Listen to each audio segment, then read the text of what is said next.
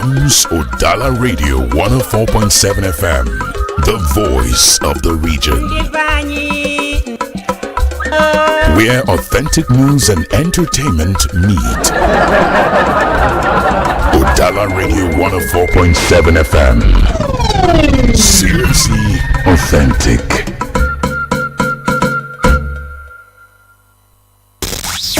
When politics unfolds, when decisions are made, we reveal the impact. Welcome to the Polity, your deep dive into the forces shaping governance, policies, and power. From the halls of government. You were there. I was not there. Check the record. Wait now. You were there. I was not there. To the voices of the people. We are suffering. This suffering is too much. It's too much. Look at the students. There's no job. They finish school. There's no job for them. We analyze the undercurrents, expose the intrigues, and break down the narratives that define our democracy.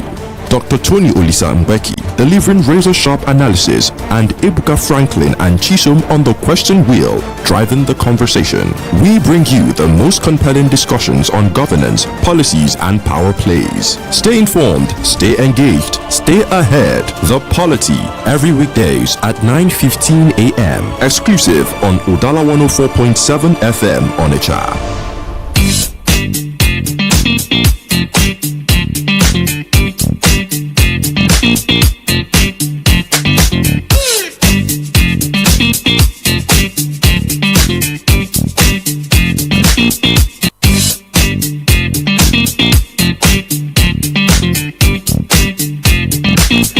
Okay, so thank you for staying tuned to the Radio 104.7 FM, and I must say that 24 hours after the emergency rule in River State ended, thousands of people thronged the government house waiting to see or catch the glimpse of the governor. I'm talking about Fubara Siminalai and the deputy Ngozi Odu when they will come to government house for them to resume responsibilities as the leaders of that very state.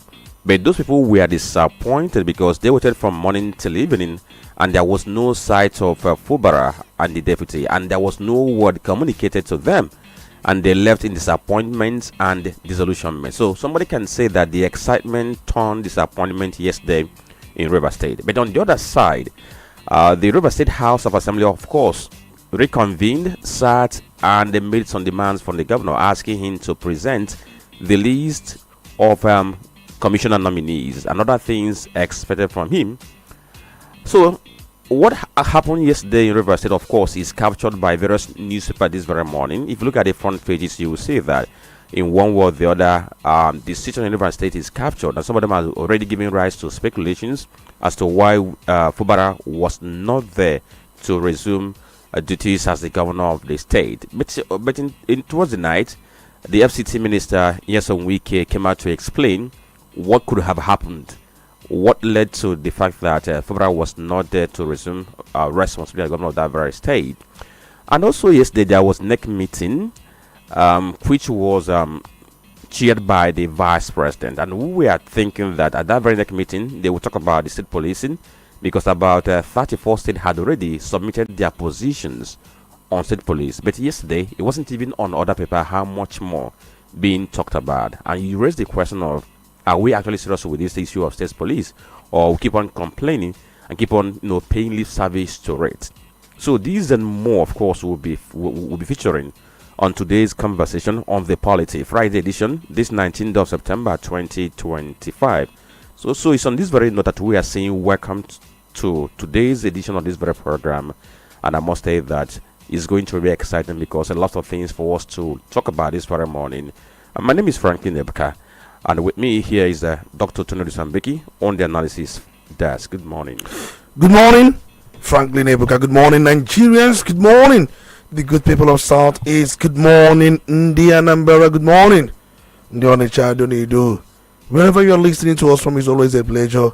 Just as we usually say, this is our sanctuary. This is also your own sanctuary, because whatever comes out from here gets to you. And we try to look at issues the way they are, not minding affiliation, interest, or whatever you may think of. We're here to do justice to issues, and we believe God.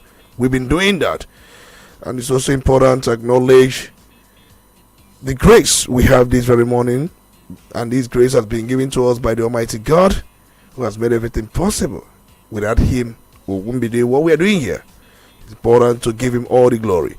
It's important, and we also urge you to let your people, those around you, your friends, your relations, and those who are within your proximity, to be part of what we do here. It's our conclave. It's your conclave, and we are happy we are here. You're welcome.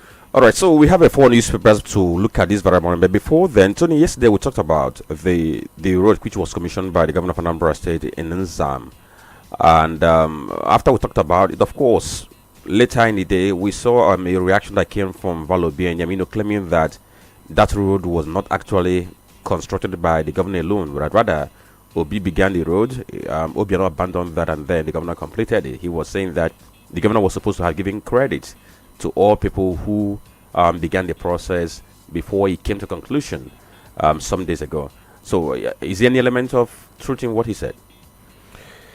I think the governor made a statement. I saw that very article, or would I say an essay or a piece written by Valentine Obianyam, my very good friend, no doubt, on what he thinks about Soludo and the road to Nzam.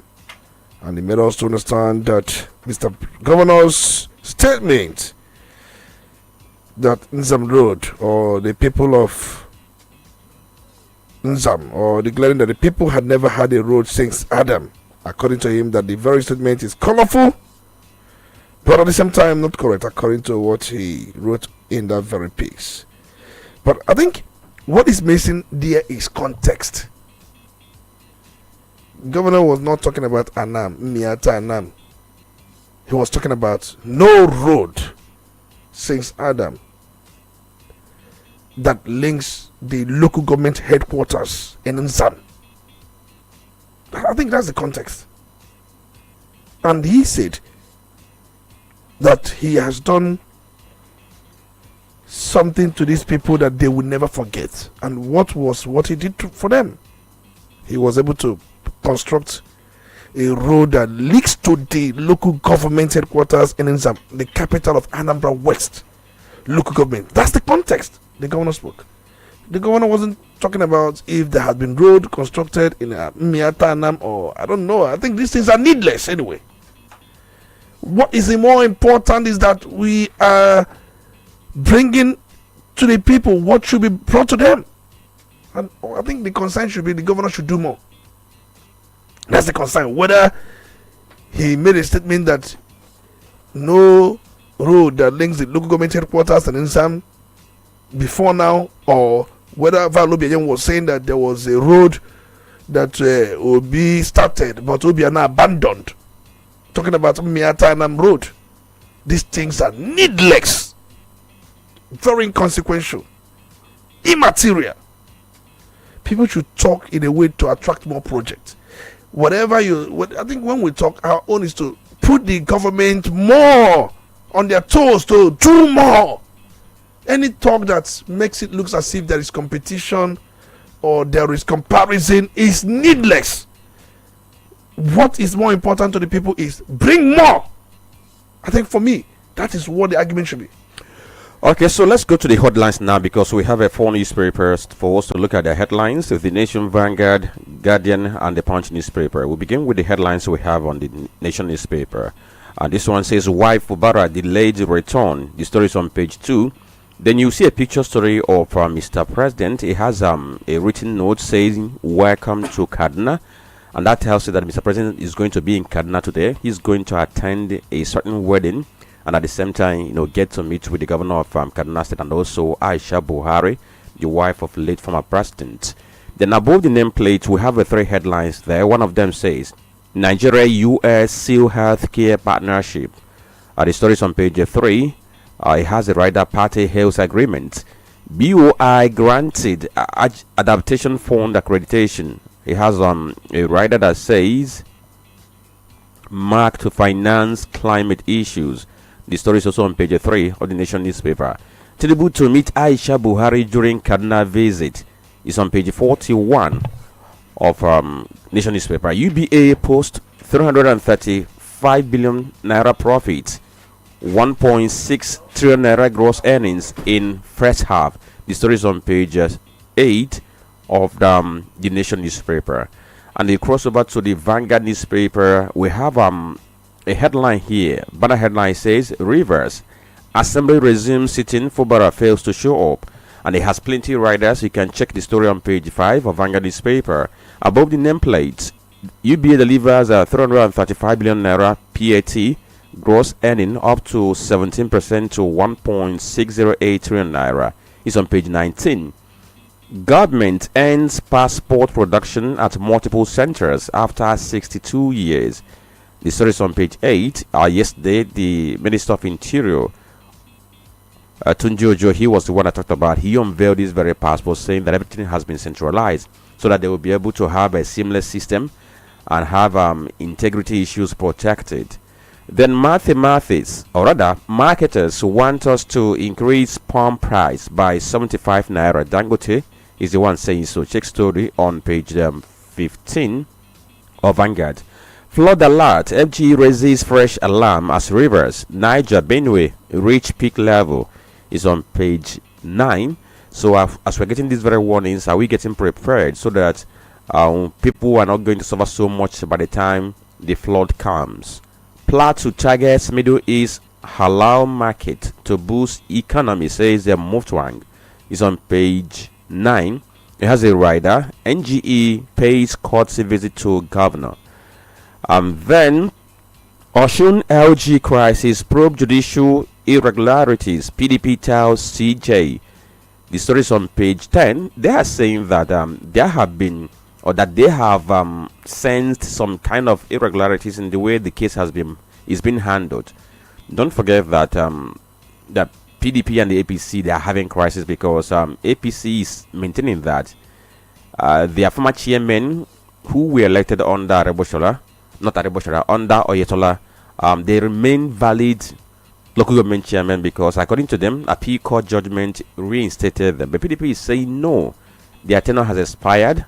Rather, the ones who are supposed to be managing local government are the ones elected under Adeleke. And since then, he's been back and forth. In fact, since February, allocations due to the local government have been withheld by the federal government.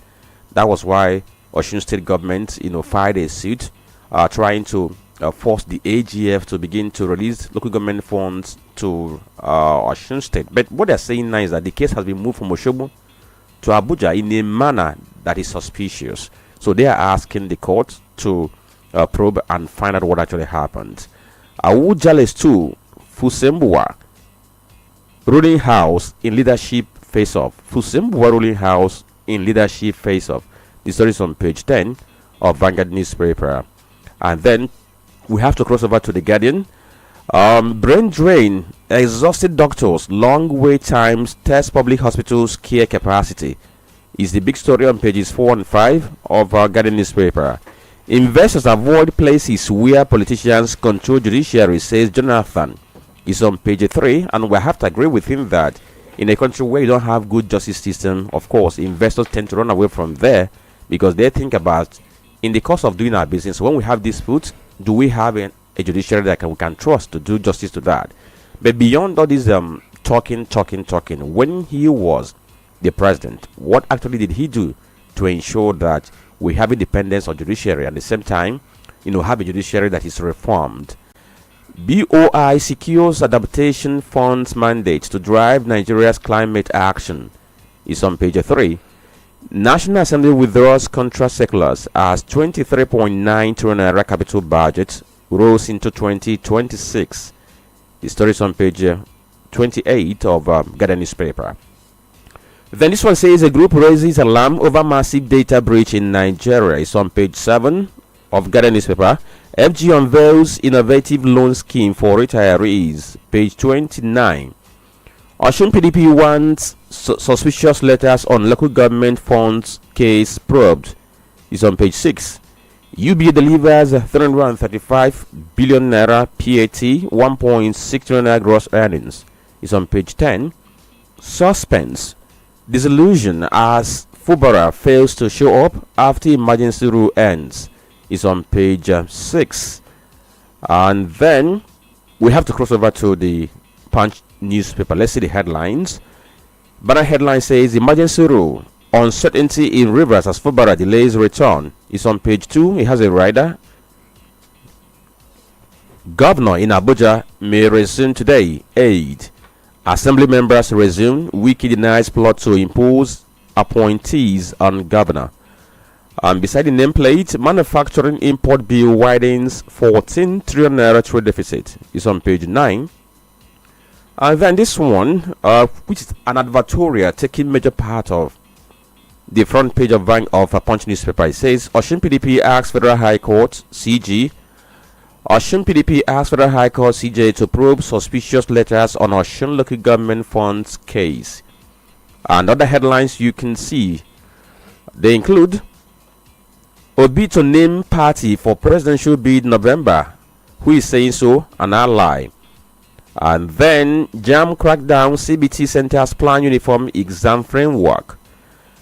200 shops destroyed, 1 injured in Lagos market fire. Nema, we saw the video, quite devastating.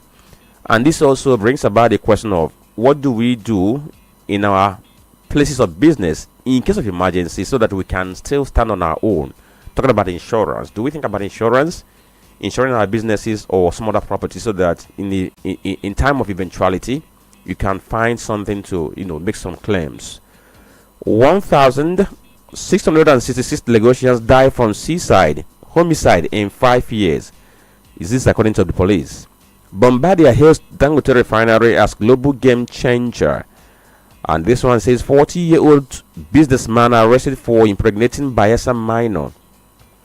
And from the sports segment, Nigeria ready to host Commonwealth Games.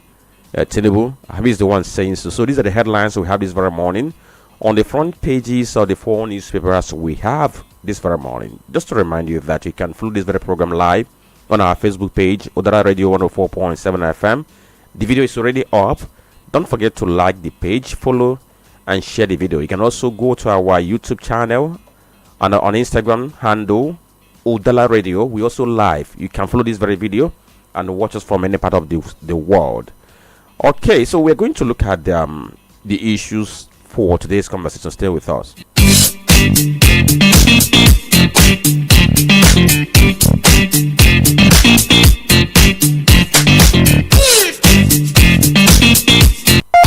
You're listening to the Polity. Get involved now.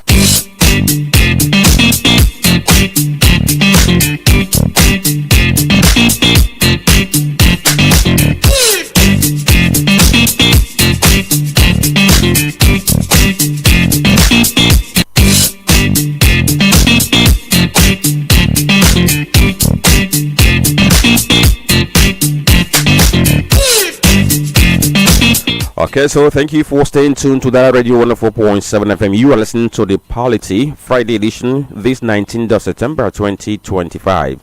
My name is Franklin and I'm down with Dr. Olisa Mbeki for today's conversation. So we begin with what happened in Rivers State because all eyes were on Rivers State to know what was going to happen yesterday.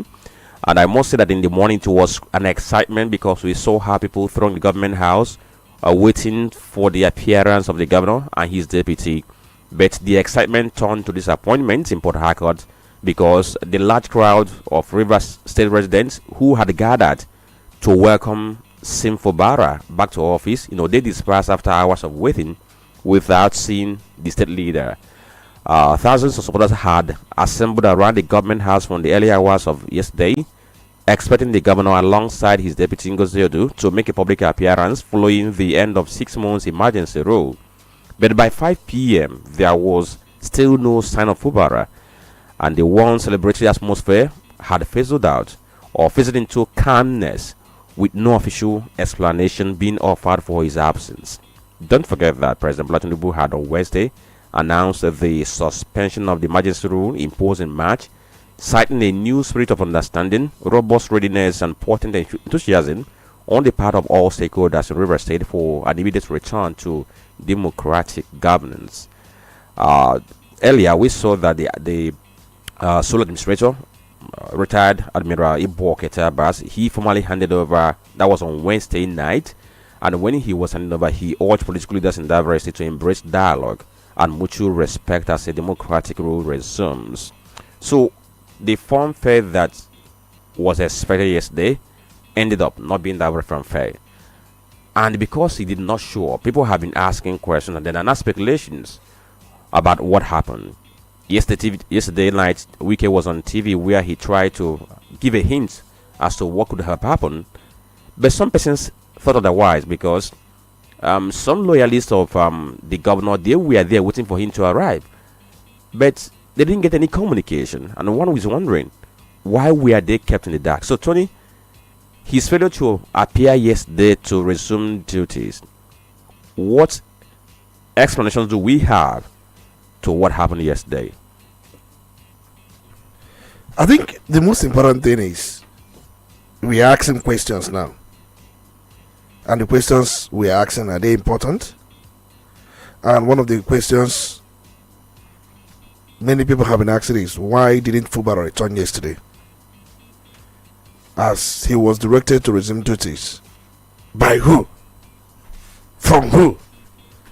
It is important to understand that even when we know that Fubara has reduced the governorship seat to more like a boy seat, it's also important for us to understand that he's executive governor. Even though that seat has been reduced to boy seat, he's still executive governor. We all listened to Wike, or some of us listened to Wike yesterday. Maybe many people did not listen to him. He was on a program on a particular private television where the program lasted for 2 good hours. As usual, he was speaking in his own style. And the issue came up. Why didn't Fubara return to government house yesterday as scheduled? And he mentioned that he's executive governor. Everybody should just know that he will take his time. When he was asked or probed further whether he was aware that he was not going to return, he said both of them spoke, but he wasn't going to reveal the content of the conversation.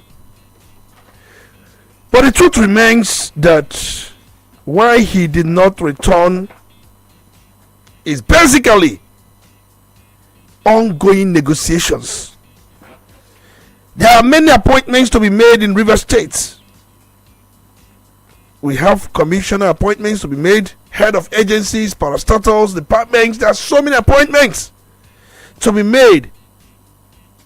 So we are told that the reason Fubara couldn't make it yesterday, or one of the reasons he couldn't make it yesterday, was reportedly due to ongoing negotiation regarding these appointments in the state, which lasted late into Thursday and continued. So he's expected to return today.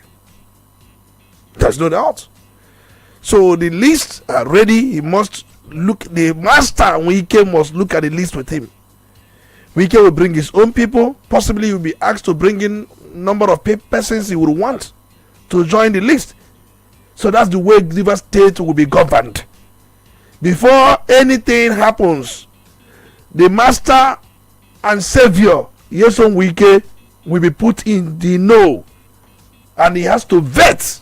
So Wike was vetting the appointment list, and we are told that it's scaled through the night. So that is just that. So people shouldn't be so much concerned about that, whether he will return or not return. I saw people that were trooped out, and many of these persons that trooped out yesterday, they were expecting something in return. Yes, they may like him, but they were also expecting money. I saw women dancing, I saw youth, many of them. Why didn't they go to work? I thought they should have been at their workplaces, but they were not there. We saw how Government House Road, how it was filled up. The man was not there, but I've told you the reason now. And that was why he couldn't make it. So he's expected that he'll be back today to resume his duties. So just as the assembly sat yesterday, and they had one motion where they set the legislative agenda, and they also called in their resolutions, they are called on the governor to bring forward this appointment, this list. So it's something that has been discussed, and they said you should forward this list in line with the Constitution of the Federal Republic of Nigeria and also the peace pally. Peace pally is now part of the rule. It's part of the law in River State. Go and check their resolutions. That he has to bring the list, one, in line with the Constitution of the Federal Republic of Nigeria, and also in line with the peace pally or the peace deal they reached. So if he brings in anything against the peace deal, sure, it will be rejected. And they did not make the peace deal open, but they keep referencing the peace deal. That's one thing. That's the irony. My own is to point out things people are not seeing. The irony, they keep referencing that peace deal in line with the peace deal, and they are not ready to make the peace deal open. They should make the peace deal open. They should make the peace deal open so that everybody should know what is in that peace deal. They are not making it open, but they keep referencing to the peace deal. So, Fubara Inugian, you've heard it. Bring the list in line with the Constitution of the Federal Republic of Nigeria, and also in line with the peace deal. That's what you've been asked and mandated to do. I know you are perfecting the list with the Lord and Savior, General Nyesom Wike. He's the general of River State. I don't know whether he's the general of River State people or general of his own, or I don't know, but he's a general. So that is what he has made himself to be, and we are seeing it. I don't know whether it's marvelous in your eyes, but it's not marvelous in my own eyes. That's the way I'm seeing everything. Okay, so Tony, you say that why he was absent yesterday to resume responsibilities was the fact that there were still negotiations ongoing, and I would like to know the negotiations, where were they going on? If they were going on yesterday, does it mean that the person you referenced, talking about the Nyesom Wike, was not involved? Because he said that he spoke with Fubara a day before, and he told him that he will be going to River State, which Fubara told him that he will be coming in the morning. Now, there's also another report somewhere claiming that Fubara was airborne yesterday, as all the time people were waiting for him. In fact, I have read about 3 different reasons why he was absent yesterday to resume responsibilities. Now, so let's get to find out the negotiation you talked about. Where was it going? Was it in Abuja? Was it with the president? Was it with Wike's rep? And also, yesterday, Wike said that he's not going to impose anybody on Fubara, in as much as we know that could be a political statement. The negotiation was taking place in Abuja. I got it from a reliable source. I could be wrong, I could be right, but then I was reliably informed that the negotiation was going on in Abuja. Wike featured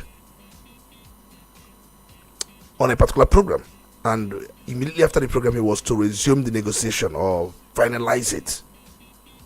So it's not going to be a phone thing, it's going to be one-on-one thing. So that was what I was told from one of the sources. So that is just that. And Wike, yesterday, he made a lot of political statements. I'm not going to fault him, but nobody would want to paint himself to be bad. Anybody who is in the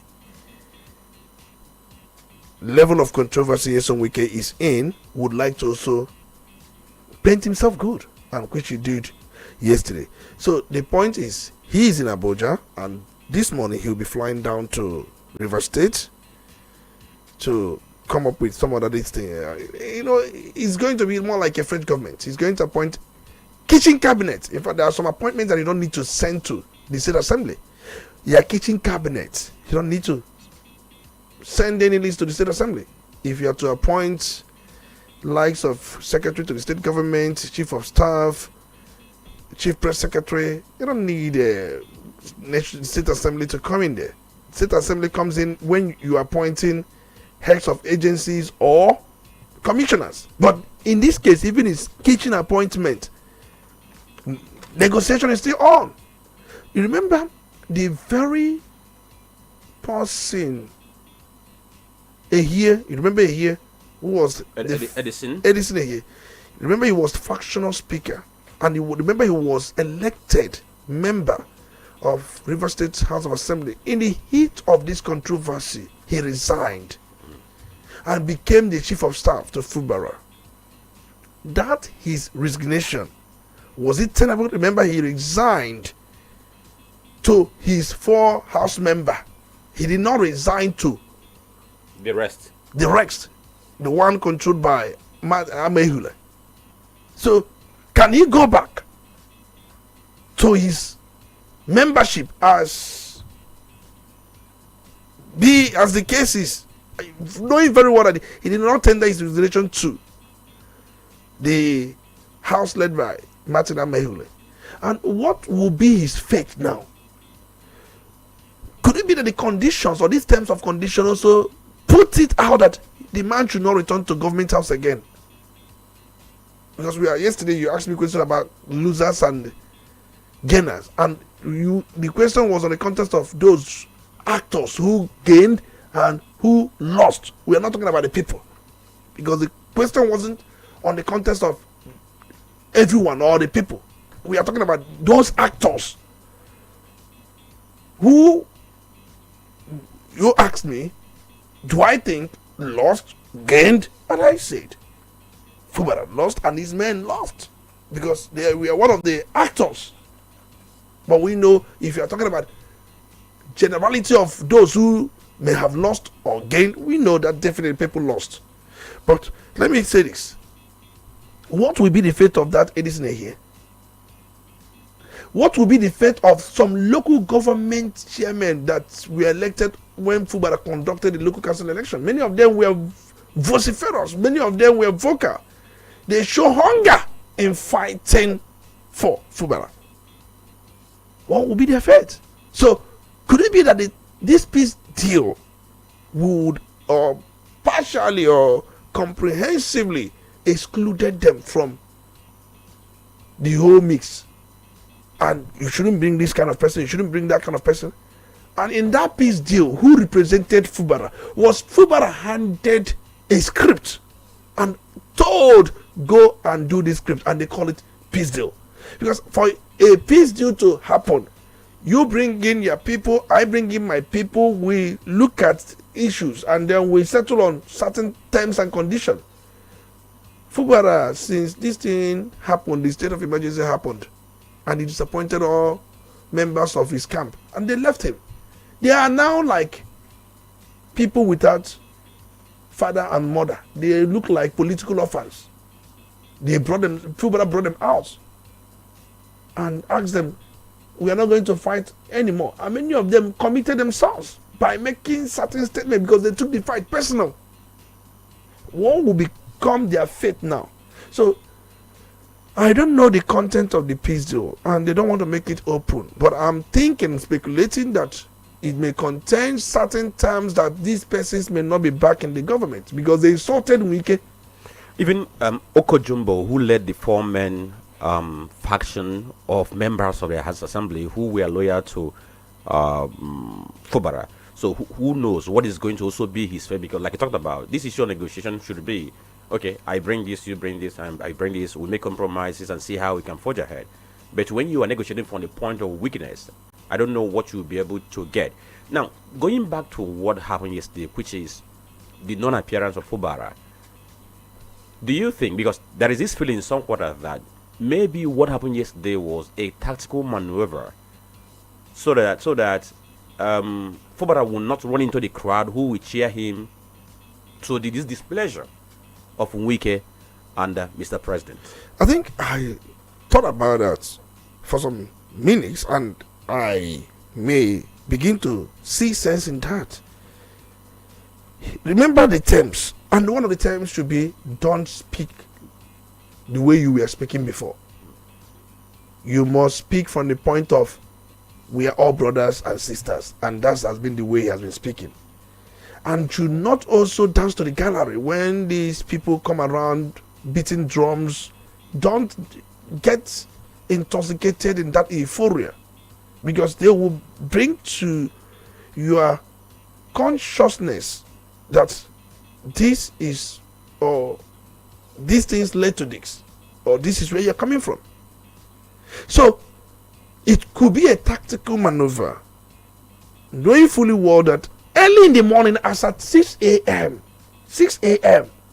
people have trooped out and enveloped government house even if there was plan for him to go there, there could be instruction. Please don't go. Look at these people. They have filled the roads. And they wanted to show that Fubara is entering into Jerusalem. River State government has now become Jerusalem. You know that triumphant entry. Many of them had brought in their donkeys, their mats, their wrappers to make him look like Messiah. Probably he was told we wouldn't want or tolerate this messianic entry. Stay out. Could it be an instruction given to him? And maybe one may be thinking, yes, since these people came out too early, it could be one of the instructions. Don't just stay out so that you don't get yourself in the midst of these people. Because if you get yourself in the midst of the people, it could breach the terms of agreement. Whatever Fubara does now, he should be careful with the terms of agreement. The terms of agreements are hanging around him. If he looks left, terms of agreement. He looks right, terms of agreement. Looks forward, terms of agreement. Looks backward, terms of agreement. He is not being controlled by the oath of office, oath of allegiance, the Constitution of the Federal Republic of Nigeria, and the extant laws of River State. No. There is one more. Terms of agreement. Peace deal is now a new law in River State. That is what he has made himself to succumb to, and that is what he's facing. Because I've been wondering, like yesterday, there was so much mobilization because what they wanted to do was a kind of a carnival to welcome him back to governance, but it didn't happen. And I looked at the people who showed up. You will see former local government chairman, all of them, they were all there. Talk about Edison here, he was there. Chijoki Hunwo, he was. Virtually every loyalist of Ubara was there. But none of the people who are loyal to Wike was there, like the local government chairman who were elected recently. None of them was there. And that's why people are trying to read meaning into what happened. Was it that, okay, since these guys have prepared this kind of messianic entry for you, so it's better you stay away so that you don't mock the president and mock Wike. Like what you're doing now, just like trying to speculate on what could have happened.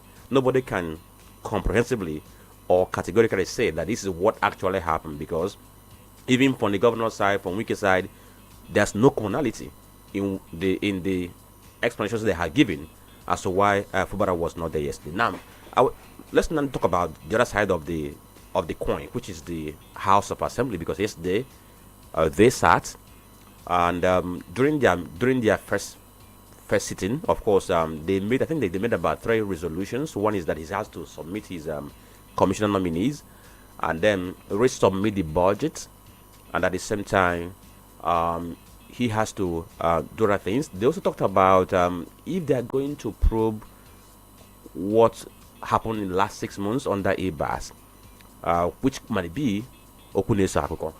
But the way the house started, do you see any element of trying to implement a script, or they did what they're supposed to do yesterday? We are all acting based on the script given to them. The house has been under the control and influence of Nyesom Wike. Remember when he took all of them to overseas on a, I think, all expense paid trip? Wike took all of them. Many of them went on vacation, and I must let you know that some of them may not have traveled before now. Many of them may not have traveled. Why? They were doing their work. Remember, their salaries were withheld by Fubara. Fubara withheld their salaries on the ground that they had defected, and for defection you have lost your seat. Wike was paying them. Yes, let him deny it. He was paying them from his private pocket or from the treasury of the Federal Capital Territory. So these people are his boys. Whenever you see them, you are seeing, most times. Yesterday when I saw the speaker, I looked at the speaker as the senior boy. I looked at the deputy speaker as second senior boy. And I looked at the kind of vehicles they were coming with. They were coming in with Lexus 2000 and I think Lexus 2004 model. The kind of vehicles governors ride. members were coming in with such kind of vehicles. They know the cost of that vehicle. So many of them may be coming from vacations in Canada, in different islands. We can make it possible. So is script handed over to them. If you go in there, and in fact, it's just like a drama scene. This person will be the person that will move the motion. This person will be the person that will second the speaker. They have been given lines to play. They have been given lines to play. And if you think that is democracy, so be it. So they did exactly what they were asked to do. One motion, set legislative agenda, then make resolutions. Bring in edicts and then budget representation. The one of probing the sole administrator or his time there, just like you said, could be just let it be part of the window dressing to make us look as if we are serious or we are in digs. They are not going to probe anybody. Take it or leave it. They won't probe him because it's not part of the script handed over to them. Because even if that was in the script, it will be in the way that they should mention it. Okay, so let's talk about what happened yesterday, because Wike took, should I say that he colonized the television station yesterday, because he did. It was for him to be able to voice out whatever he wanted to voice out, and he had a long session where he spoke about a whole lot of things. He talked about Tambuwal and Atiku. He spoke about River State, spoke about himself and what have you. So let's take dwell on that River State. He said that he's been speaking with Fubara, and in fact, they even had a conversation before the date for resumption. And there's something he said that was very striking. He said that Fubara was aware about the conduct of local government election. He was involved in that local government election that was conducted. So in that very case, does it mean that his interest was represented in the ESCOs elected at local government level? I listened to him at a point. I have to do other things because it was a long section anyway. When he was talking about the conduct of the local government election and the pertinent question the anchor asked him, he shied away from it because he was trying to give us or sermonize why Mr. President did what he did. And he was asked, if you were the governor and this kind of emergency rule is imposed in your state, how would you feel? He said, it's not about me. It's not about me being the governor. He did not answer the question, how would you feel? He keeps saying, it's not about me. It's not about me. It's not about getting things right. He did not answer the question. And when he was asked what the president did, was it in line with the law? He said, it's not about, he was evading some of these things. But that's by the way anyway. I guess the whole thing is, he said that Fubara was part of the process, that even the candidates of the party, remember it was the first time we saw APC in action. The candidates were of PDP endorsed by, the candidates were of APC endorsed by PDP. How can you have, and they did not even look at it this way, that let's do it where the candidates will be from PDP and endorsed by APC. No, they didn't do it that way. They did it, the candidates will be of APC endorsed by PDP. That's the way they did it. What does that imply? You have a governor who is a member of PDP and who has local government chairman from APC. Though they gave PDP three local governments, remember, 3 out of the 23 local governments. But that's the pattern they have chosen, and they may have reasons why they did what they did, and the local governments they allocated the very party they want to allocate, but they are all working in harmony. Even the problem between Tony Okocha and Mbeki about the leadership of APC in that state, I think is being also taken care of by Wike and his people. But he said that Fubara was not left in the limbo. When you leave somebody in the limbo, you leave somebody without knowing what is going on. He said he was part of it. That before these candidates, or when they were aspirants, there were conversations, and they all looked at the names and then agreed on these people.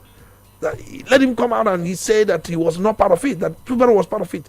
But just as somebody who has been taken to where, or who has been taken to the cleaners, somebody who has lost his strength, lost his stamina, lost everything, lost vigor, lost vitality, lost stamina. Whatever you say is okay by me. Will he object? He has no option to object to start with. So, do you have pity for Fubara?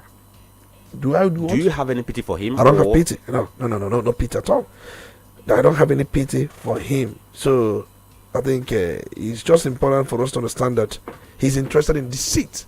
Fubara is interested in the gains, things that come from that seat.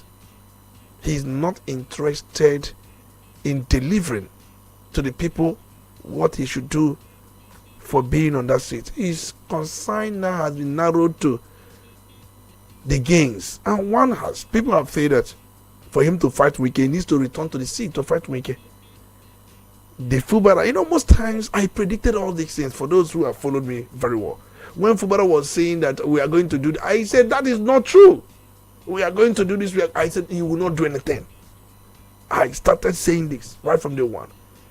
And I said here that you can't be saying in the morning that we will show them who we are. At night, you are begging. I said it here, didn't I? I did. And didn't I also say that he has cowed in even before many people knew about it? Didn't I say it here? I did. Some of the things happening now, didn't I predict them? I did. Are they not happening the way I predicted them? They are happening the way I predicted. So, forget all these things. I think what he's begging now is let him be candidate for whichever platform they would decide that he will run for, so that he will come back for. He's begging for second term. Okay, so and the condition he was given for second time is, let's see how you will finish this first term. If you finish it without any blemish, the way the peace deal provides for, we now may consider giving you another ticket. Remember, Wike has, in fact, he has sworn that he will never support him again, but he may concede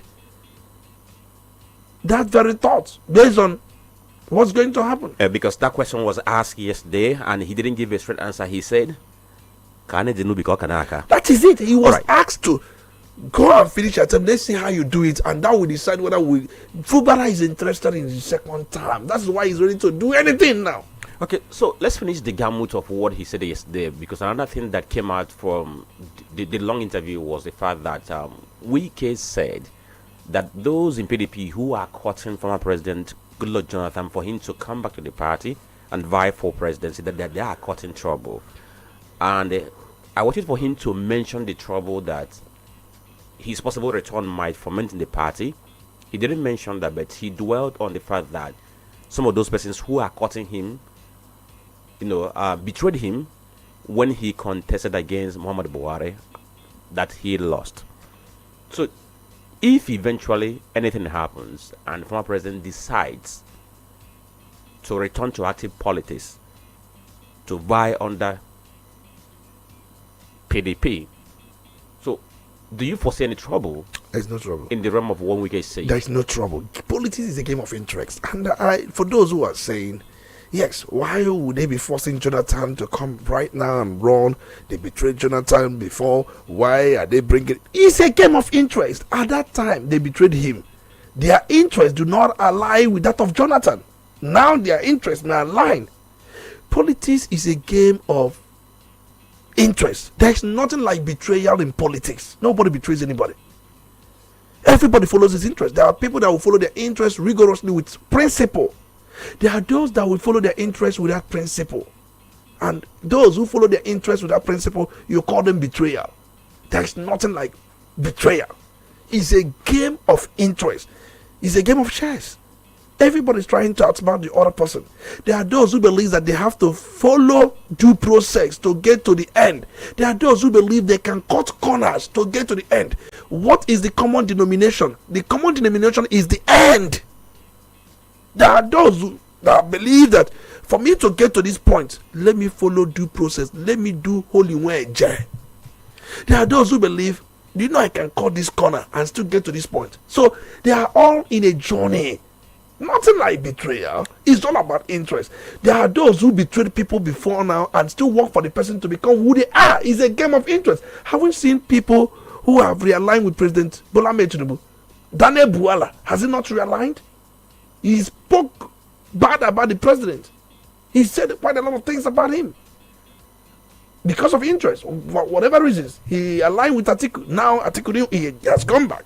Are you going to talk about the man, the Nollywood actor? He was with P2B. Once his interest was not measuring up with P2B, he started speaking against P2B. And he has now started talking about Atiku to see if Atiku will bring him. So it's a game of interest. What does that say about the character of people? Because if you are saying it's the game of interest, quite agree. But if the interest moves left and the right, depending on the side of the wind, what does that say about the character? I explained there are people that go about their interest with principle. There are people that go about their interest without principle. It's not about character. They have one thing in mind, the destination. And there are people who have gone about their interest without principle. It worked for them. There are people who have gone about their with principle. It also worked. And there are people who have done the reverse. It never worked. It depends on how you are going about it. So nobody, don't come into politics and sermonize. You don't come into politics and say that it is this, it is that. The most important thing, once you get to that destination, what do you have to offer to the people? We begin to judge you at a point where you start failing with the people. You are not bringing anything, you are not offering anything. So can we say, is it correct to say that there's no morality or integrity in politics? Let me say this. People who have played politics, they go into politics, the way they go about it, the way they come into politics, no morality. But they may show morality by the time they are there. There are people that will tell you, we are not going to steal from the people. We are not going to rob the people what belongs to them. Yes, we know how we got in there. Was it not here the other day somebody was saying that all of them share money? Political parties will even give INEC what belongs to them. They give Caesar what belongs to. They do the same thing. Is that morality? How they come in? Please don't bring morality there. You can begin to talk about morality when they have come in and what they want to do for the people. Okay. See, I'm talking about Nigerian politics. I'm not talking about politics in general. No. I'm talking about Nigerian politics. That's what we've seen so far.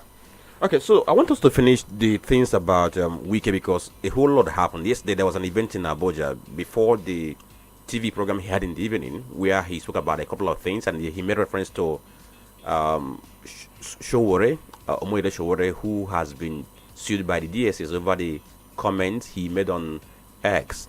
And he said something which I would like us to listen to, and then we'll take our analysis from there. Let's get to listen to FCT Minister. We're all happy reading it in social media. This is a country where somebody who on social media will say Mr. President is a criminal. Nothing will happen. Nothing.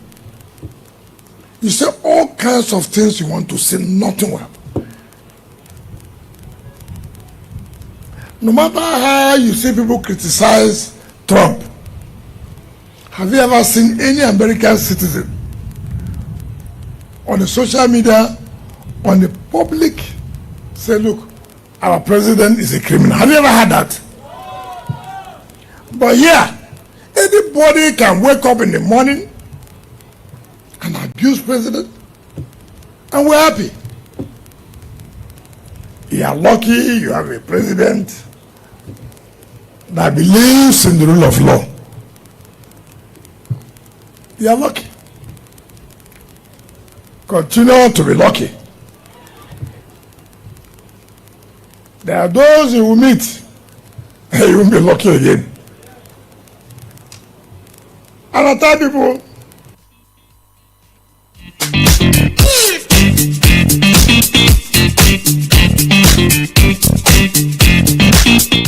Okay, so you just listened to Yes on Wiki where he talked about what is going on between Showore and the DS, and I said Showore is lucky that we have a president who believes in rule of law. I want us to do two things. First is to do a fact check on his statement that there is no U.S. citizen who has ever called Donald Trump a criminal. That's number one. The number two is, what is the possible latent message in what Wiki said yesterday? Let's begin with the very first question you asked. There are many people who have called Donald Trump criminal. I think that statement Wiki made, that statement is misleading. Yeah, probably he did not do some homeworks before coming out to make that very statement.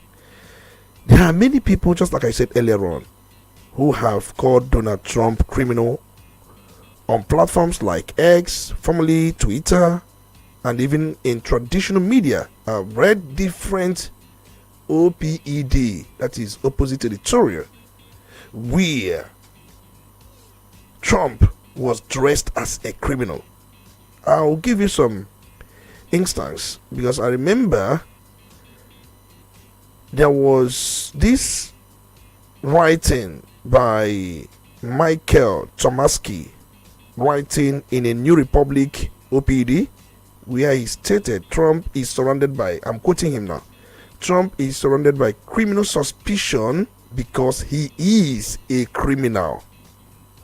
In fact, he urged Democrats to remind voters of this regularly. And then Rep. Ayanna Presley described Trump's policies as not just criminal, but an extremist march towards authoritarianism, linking them to his history of calling for harsh punishment against innocent people. Now, if you go to a platform like X, you have at somebody, Kozist, he made his statement on September, he tweeted on September 5th, 2025, where he boldly, in capital letters, Trump is a criminal. Then I'm talking about at Kozisti, a tweet on September 5, 2025, he boldly, in capital letters, Trump is a criminal. Then at Howard Doody, tweet on August 30, 2025,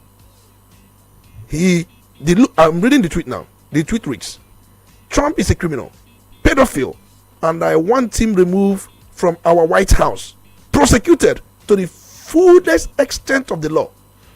And I can also give you another one made on 10th September by one at Kimberly Diemir. First, September 3, 2025, the tweet reads, Trump is a criminal, Trump is a pedophile, Trump is in the Epstein file.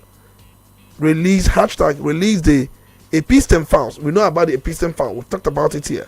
So I can also let me give you one, because there are so many tweets calling Trump criminal. I also told you about an OPD written in one of the national dailies where Trump was dressed or called a criminal at Bean J. Wood, September 1st, 2025. And then he tweeted, and the tweet reads, they are aware Trump is a criminal. These are tweets. So when you're so we can say that nobody in the US has called Trump a criminal, it's not correct. Probably he's not in tune with social media. If he is in tune with social media, we know that Trump has faced things like this many times. So it's established that Trump has faced similar things, but it does not mean that calling the president a criminal is the right thing. No, we're not saying it's the right thing. We are just trying to look at his statement. I said earlier on, I don't support the argument or the idea of somebody calling Mr. President a criminal. I respect the office. That's my own view. Right. But I don't stop anybody from having his own view. So let's compare the two cases. In US, Trump was convicted of found guilty on 34 felony counts. Yeah. Of falsifying business records related to hush money payment scheme. In Nigeria, there is no court that has found Mr. President or has convicted him of any crime. Yes, during the election, we talked about the money that he forfeited in US, but he was not convicted in the US, neither was he convicted here in Nigeria. So if we place these two scenarios in context, is it right for somebody to call Trump a criminal? And it can be referenced in law that there's a ground to do that in comparison to the one of presidents. I think they have two different perspectives, but they have one common denomination, as I always say. Yes, you're right.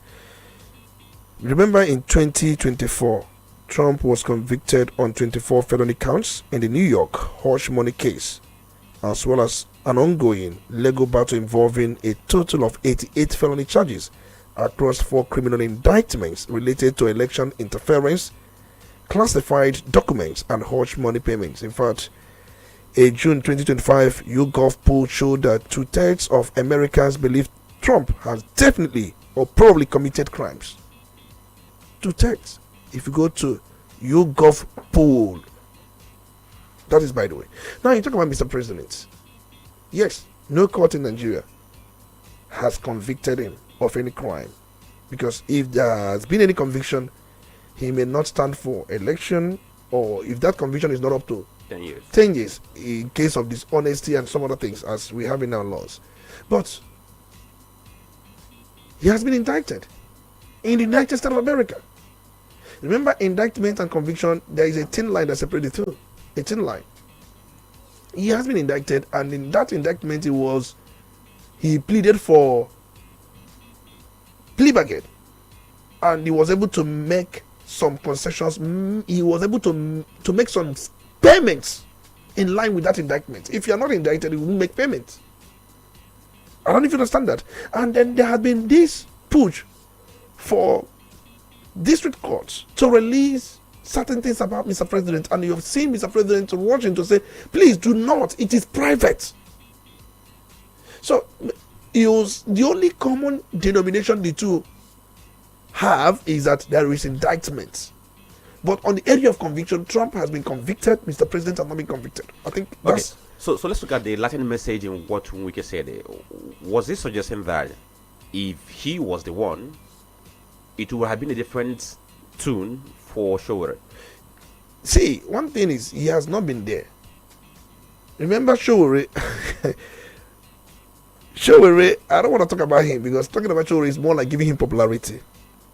We know very well that when Showore begins, this is, would I call it political activism or political struggle? Everybody's watching. Everybody is watching to see what government would do. And I'm also say this, there have been people that have been arrested. When he said that Mr. President is lenient, you people have president who is lenient, who is tolerant, he can tolerate any abuse and nothing will happen.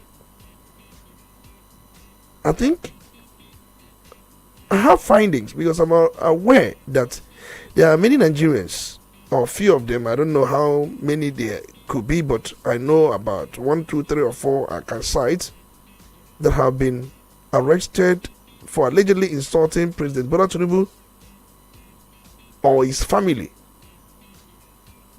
Remember in December 2024, there is this activist and a nurse, Olamide Thomas, who was arrested and charged with cyberbullying after a video surfaced in which she allegedly insulted President Tinubu's son, Cheyi, and some top police officials. The incident, in fact, occurred during a protest marking the 4th anniversary of the EndSARS protest. So, she was subsequently remanded in custody by the Federal High Court in Abuja. And I think there was also sometime around in December 2024, a TikTok content creator. See, I think the name Seeking. That's the name, Seeking, the TikToker. The person was reportedly arrested for insulting President Tinubu, Governor Sanwo-Olu, Inspector General of Police. Okay, Tony, without going too deep, because of course there are cases that can be cited. I can say, because that's why Wike did not do some homeworks when he said that nothing will happen. There are times people have talked to or insulted Mr. President, something happened. Now let's conclude this very conversation with what Showore has done. Okay. In respect to what Wike said. Okay. You can go to his Facebook page and check the post he made 15 hours ago. He said, I heard that the FCT's drunkard murderer minister, and he tagged Wike and tagged Mr. President to it. So we end that very part on this very note. So we have to look at another conversation, which of course is getting reaction. What is happening in Osun State? Okay. I don't know when this ego struggle is going to end, because since February or thereabout, local government system in that state has been in comatose. No thanks to two different groups claiming leadership of local government. But what is happening now is that Osun State government is worried that it seems to be that there is now a political interference in the matter they filed before a court in Oshobo, because they are saying that the case has been moved to Abuja, and people who are even getting involved in the case are not even judges, rather aides attached to judges, and they are asking, Kedi Ifenemezi. Everything is political. I followed what is going on in Osun State. Yes, you are right when you say that the Osun State chapter of the People's Democratic Party has accused the transfer of that very case of being suspicious and irregular, potentially aimed at influencing the outcome in favor of APC.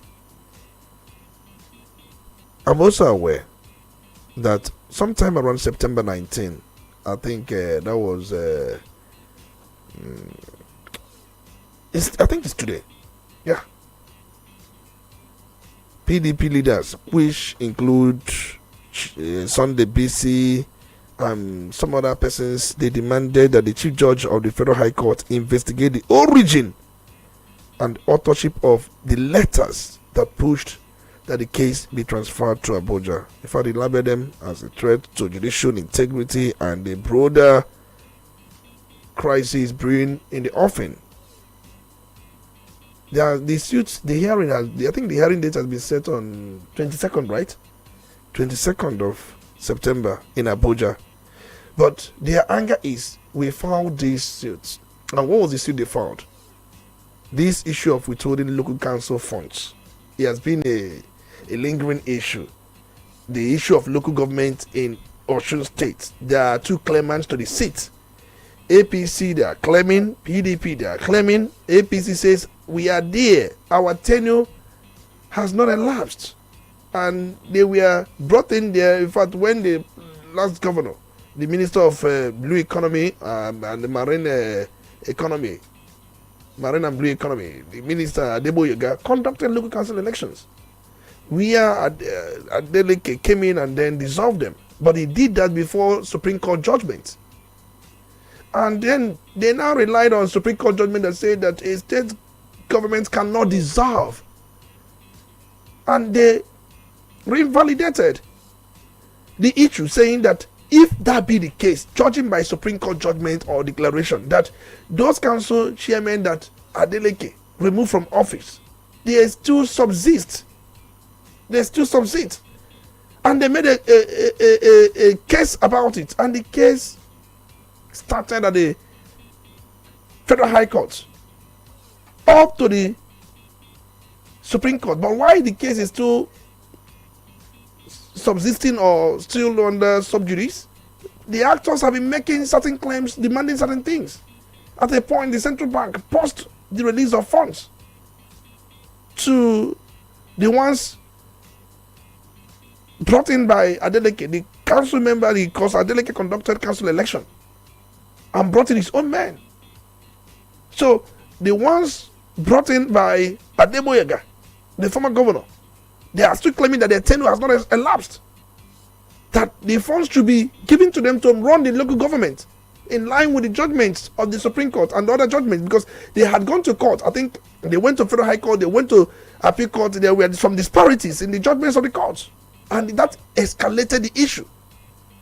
So as we speak now, there is another suit filed on the issue of withholding the council funds. So that is the one that are bickering over why it should be transferred to Abuja. And there were letters written. And the PDP, they are saying that how could people write letters in our own name? We are sitting here, we don't know how these people overtook everything. So I think the matter has been, the case has been, not that it has been transferred to Abuja, But I think it will be adjudicated from that angle. But the point remains that let's see the end of this drama. It is dramatic. Adeleke at a point wanted to come into APC. The APC in Osun State told him you can't come in. And he came out and said, I will be supporting President Bola Tinubu in 2027. In fact, I will lead campaign for him. He did everything possible for him to be accommodated in APC. But one thing remains, that Adeboyega is a brother to President Bola Tinubu. But Adeboyega has come out to say he is not going to run again, even when he still has about one term. He said he's not going to run. So even when he clears the road that he won't be running in the forthcoming Osun election, because immediately after Anambra election, the next election will be Osun election. But that is still not satisfactory. There are still uncertainties. There are people that believe Adeleke, if he comes into APC, he becomes a mole. So they have rejected his defection to APC in Osun State. And this man, as we speak now, is shopping for which party. In fact, he has ruled out ADC anyway. He said that he's not going to run the election under ADC. Adebola is there. Adebola is there. So the point, and there were times he mended war with Adebola. Both of them became friends. Remember, Adebola will visit him, he will visit Adebola. They will dance together, they will eat together. And for you to have Adebola as a friend is more reason why they rejected him in APC. You cannot have Adebola as a friend, because Adebola is number one enemy of APC in Osun State. You have him as a friend and you want to join us. They said you can't join us. Okay, so we're going to go to okay, let's go to the commercials now. Once we return, of course, we go straight to the phone lines. Let's take your calls, because in fact on Showore, somebody had asked a question, because if you go to that very post, there's one question somebody asked. The person then said, what gives Showore the boldness to call people, names that some persons will not dare to do that? And somebody's now asking whether it's the same law that backs Showore that also backs other Nigerians. You know one thing, Showore is always in the eyes of US. He's a resident in the US. He's not a US citizen. Many people think Showore is a US citizen. He's not a US citizen. He's there under residency, and he has investment registered there. So whatever Showore does, the international community is looking to see how you are going to react. That's why each time he's arrested, they make sure that he doesn't stay beyond certain time and get him prosecuted. Okay, so we're also right back.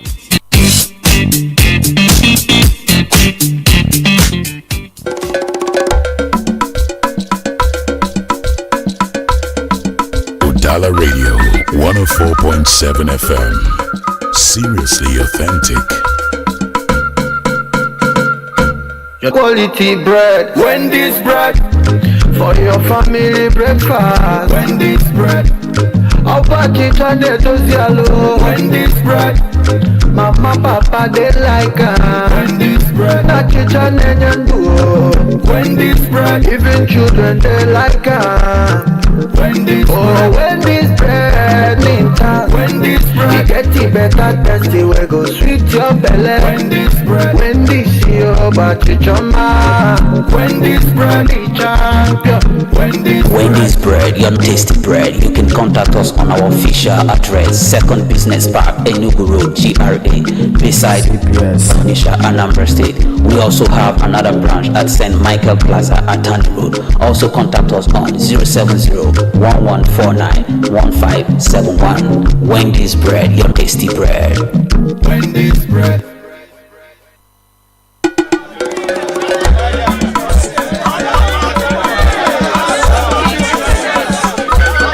From the commercial city of Onitsha comes Udala Radio 104.7 FM, the voice of the region. Where authentic news and entertainment meet. Udala Radio 104.7 FM. Seriously authentic. You're listening to the Polity. Get involved now.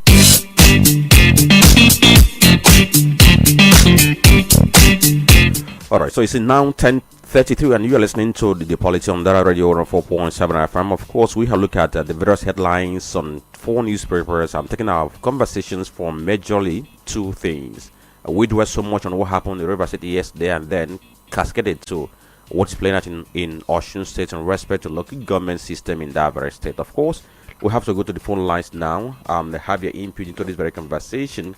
Don't forget that you have 2 minutes to make your contribution and then drop your call. 0803 221 6973 or 0803 827 6694. Good morning. Good morning. Good morning. I'm greeting all of you there in the studio. Okay, your name? Dr. Tony.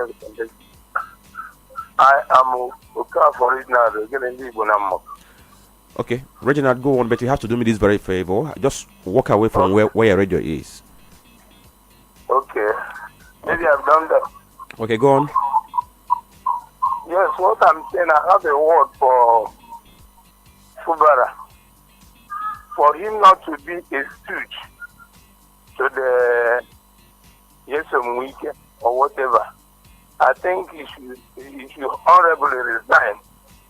Just appearing before people and throw in the towel of resignation as the governor of the state, so that if he is pursuing for his own political career in future, then being a brave person, having resigned from this very present thing, we just elevate him the more as against how he's being called names now, because most people are calling him Madam Fubara or whatever because of what he did, and he's so inconsistent in the whole affair.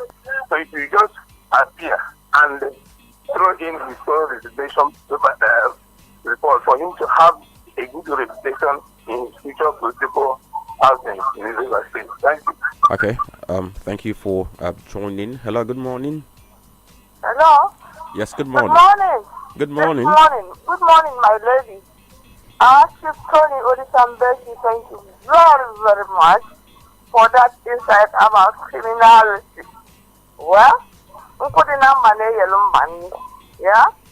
We are saying somebody, listen, you are comparing where you have rule of law with where you don't have rule of law existing at all, not even an atom of it. My name is Odessa. I'm reaching you from Ila, there's a state, South. Now, to start with, when you don't operate within your grand norm, what are you trying to do? Are you bringing in a new kind of law for Nigeria? A new kind of grand norm for Nigeria? What do we think we are doing in this part of the world? Here we have been told by Chisom Wike, huge China bull, a big bull released in a beautiful China shop. I can destroy and I can do what I like. So we have to have this done like this. And for black cancer, I said, oh, well, the way it is, analysts have been saying that on a lot. For anything for peace to reign, any which way, nobody they do and they go. Then our pastor, okay, go there and settle it. And then they say, oh, we set up a state of emergency in a state like River State without any qualms. We didn't consider the people that voted for the young man called Fubra. And then we just shoved him aside and brought in another man that is a retired military officer. Okay, come on, you're going to be in charge of this River State. River State is not a small state in Nigeria. It's a golden egg. We seem to have forgotten. Now they've done all this. You don't operate within your own norm. Then, of course, the legal practitioners themselves had to shift their conference from Porakat to Enugu because they were opposing that state of emergency in Port Harcourt. Of course, there is a law, a case pending in Port Harcourt, Abuja, but there is a law. Someone sued someone, appealed a case. That case has not been heard till today. Who is the who won that case and who lost? We didn't talk about it. Now we got this treatment. Okay, go and sort it out. And Nigerians are saying, all right, thank you. That will be all. The young man can. That will be all. Thank you for understanding. Hello, good morning. Comrade, go on, comrade. Thank you very much. You see, I had a problem. In fact, I was that interview. At a point, I was annoyed. I have to leave it. Go somewhere else. I didn't like the way the interviewer handled that matter. When you ask somebody a question and he tactically dodges, answer the same question again. I think that is we almost dodged all the vital questions to him because the interviewer was never consistent in asking that question. And you look at a man who is talking about the character. Says he has a character. That a man who has one leg in PDP and one leg in APC. A man who deliberately put confusion in his party just to pave way for the other party to thrive, saying that he has character, that he is consistent. I saw him, he was saying, see, these people, these the typical Nigerian politicians, when they speak, they think that we are fooled. What I saw, because if you see him, he is speaking, his nose is not speaking, his ears are speaking, even his cloth, his legs, everything is speaking. They think that we are.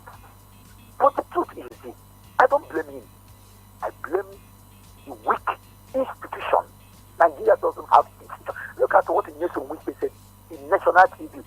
If he so wish that he can extend that emergency, is what somebody did and rub it on the face of Nigerians that he can do, he can even extend that anything. Just like I said, I don't blame him. I blame the judiciary and I blame the people of River State because I know Anambra State is the last state this kind of thing will happen. Yes, Anambra State is the last state this kind of rubbish, this kind of absurdity will happen. Then I want to ask a question before I round up. Okay. Mr. Speaker, please. In this statement credited to Buhari when he was alive that made the Twitter to pull down his page, and this one said by Sowore, this one is more grave, or was there any change in rules? I need to know. All right. So we have taken notes. At the right, we are going to address the question. So let's take this very call, and then we'll have a commercial break before we get to answer that very question. Okay. Hello. Good morning. Who do we have here? Hello. Good morning. Good morning. Yes, your name?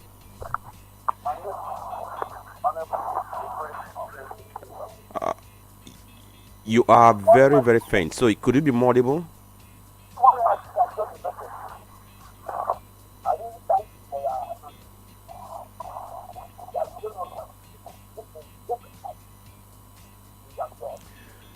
Mr. Ignatius, can you hear us?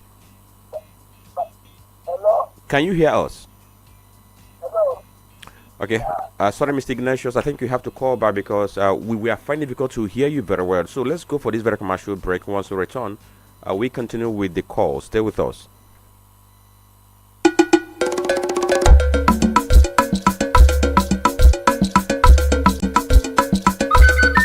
From the commercial city of Onitsha comes Udala Radio 104.7 FM, the voice of the region, where authentic news and entertainment meet. Udala Radio 104.7 FM, seriously authentic.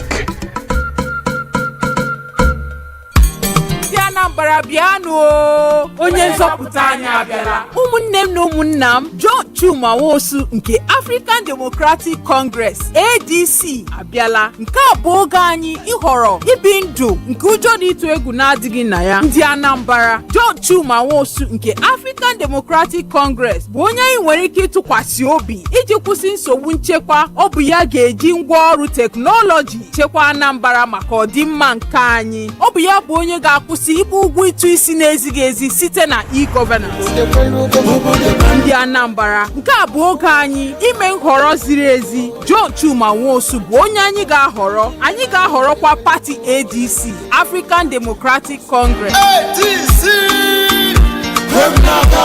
ADC!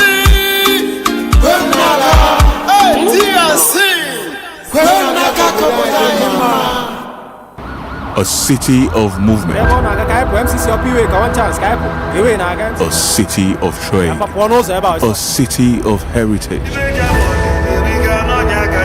From the rays of the sun to the radiant glow of the river Niger. From the echoes of Ose Market to the silent prayers rising from the basilica.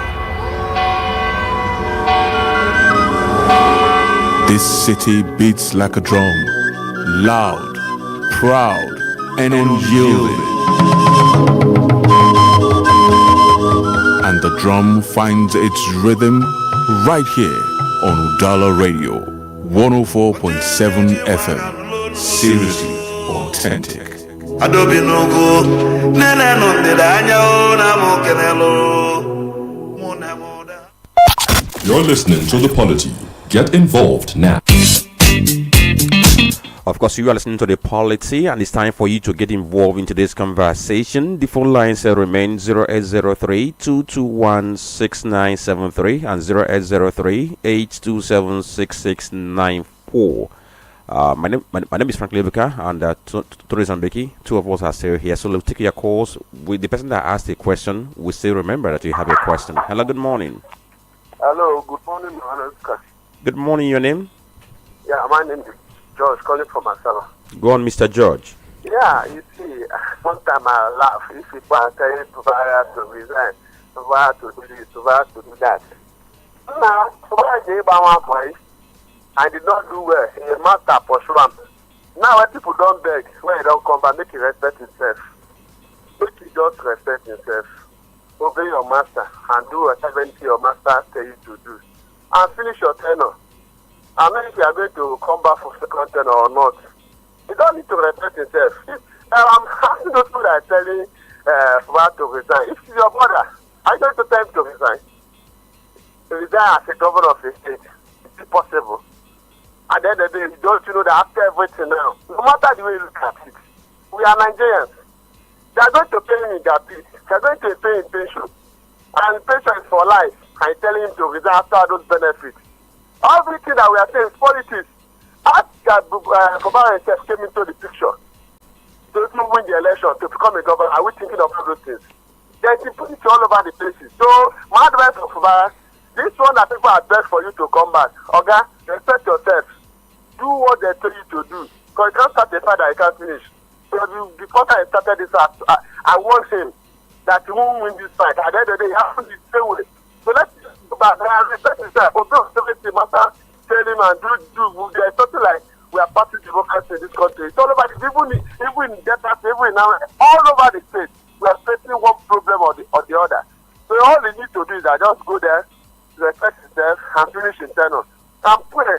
If we give him the leeway to come back for second tenure, it's not that a pension and after in the name of former governor.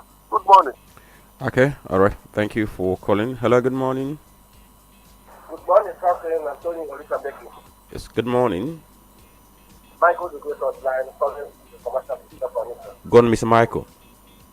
Going to the first line of Udala and the starter of Udala in the River State. It's quite unfortunate that just the way we have a loyalist that are serving him with their heart and their soul. That is the way Udala is going to have his own as well. But I don't think democracy is being practiced in River State, to be honest with you.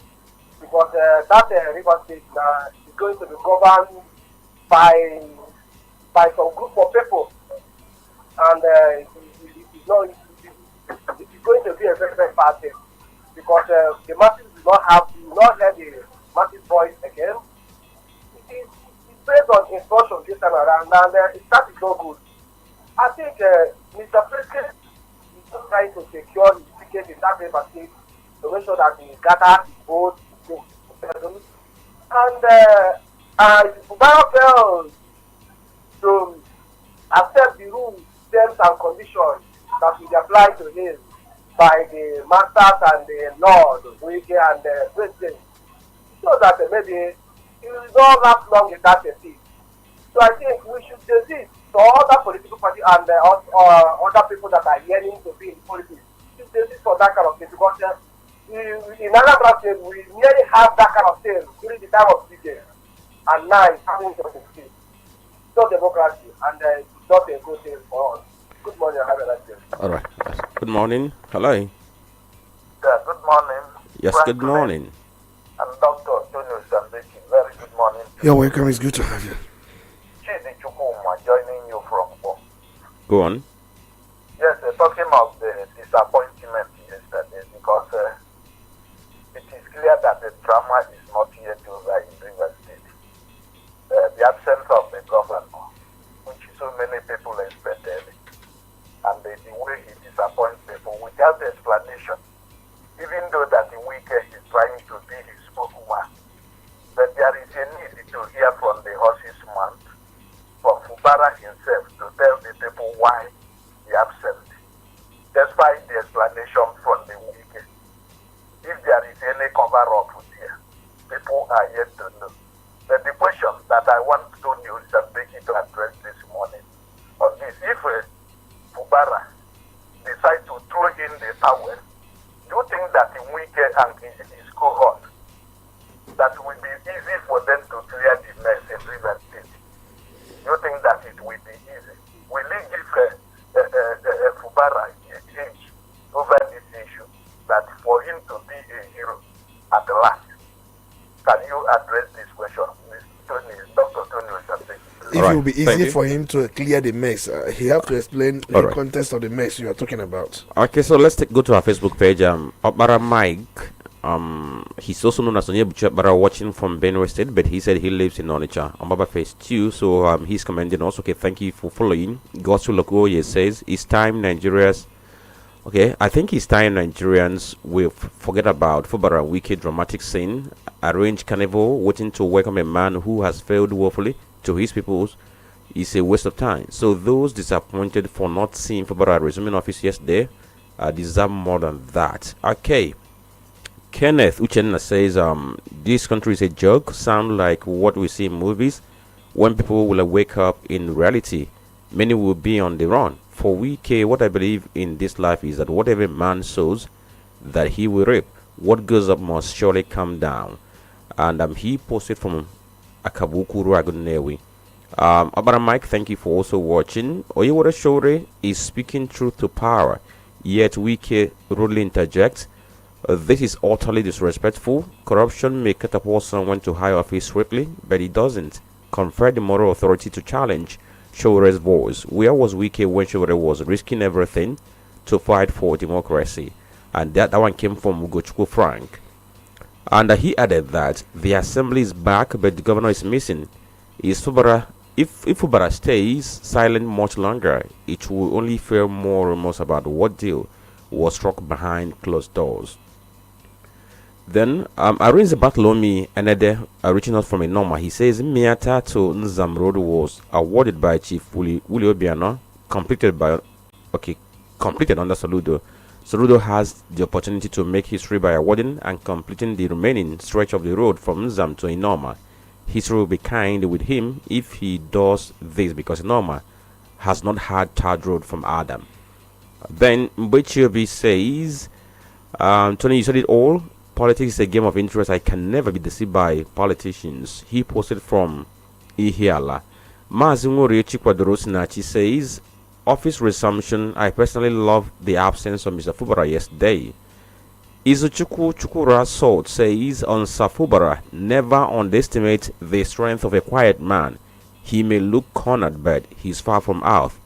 Wike may think he has won, but he might just be preparing the stage for his own surprise. And he goes on to say that time is going to tell. And of course, we have to watch the time and see what is going to become of what is playing out there and some other place in Nigeria when it comes to talk about politics. Then, with the final reactions we're going to take from the picture stories, Elo Wabunye is watching. Then Ekegona says Fubara should honorably resign for the sake of his political career.